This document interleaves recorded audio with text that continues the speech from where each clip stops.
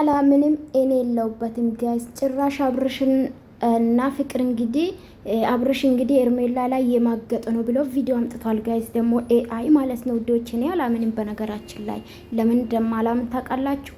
እዚህ ኤዲትም ሊያደርጓት ይችላሉ ምናምን ገባችሁ አይደለ? አንድ ላስታውሳችሁ ጋይስ በተለይ ማለት ነው አንዳንድ በጣም ያወቃችሁ እንዳላወቃችሁ የምትሆኑ አላችሁና በቀደም ሊቭ የገቡ አብርሽና ኤርሜላ ነበሩ አይደለ?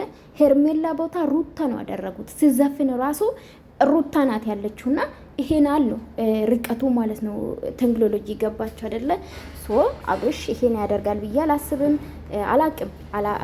አላምንም በበኩሌ ማለት ነው። አንዳንዴ የሰው ርቀት አትመኙ ባይዘው ማለት ነው። ልጁን ስሙን ለማጥፋት ከሚዲያ ለማጥፋት ያልቆፈራችሁ ጉድጓድ የለም። በነገራችን ላይ ፍቅርም እንደዛ አቋቁ እናውራ ከተባለ እኔ ደጋፊውኑ እንዳትቀየሙ። ፍቅርም ለማጥፋት ብዙ የለፉ ልጆች አሉ ታውቃላችሁ። በጀመራ ማለት ነው በተለይ ወኔ ማስስ በቃ ልክ ስትመጣ ማለት ነው ፍቅር ማን ነው ሩታ ላይ ተደርበው እሷን ለማጥፋት ለፍቶ ነበር፣ ግን አልተሳካም። አብርሽም እንደዛ በቃ ኦኔ ነገር ሲጨርስ በኦኔ ነገር ይመጣሉና አሁን ደግሞ ምን አሉ? አብርሽ ለሄርሜላ አይሆንም አሉ። ጋይስ እናንተ ናችሁ እንደ ሰው ህይወት የምትመርጡት? አንድ ሰው ፈልጎ እስከኖረ ድረስ ወዶ እስከኖረ ድረስ ይሆነኛል ብሎ ነው ብዬ ነው የማስበው።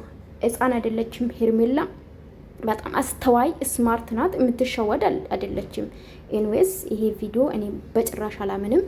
ከሆነም እንግዲህ እግዚአብሔር ልቦና እስጣቸው፣ እንግዲህ ጥንካሬን እስጣት ነው የሚለው ለሄርሜላ ማለት ነው። እስቲ እሷ ልትሆን ትችላለች እኮ ፊዚካሊ ማለት ነው፣ ግን ኤዲት አድርጎ ነው ጋይስ። አትሸወዱ እንዴ! ምን ሆናችሁ ነው? ይሄን አልደደባቱ ነው እንጂ እነሱ አሁን ለምሳሌ በሰሩ ሰዓት አብሮ ሊሆኑ ይችላል፣ ግን እንዲሳሳም እንደዛ ገባችሁ አይደለ?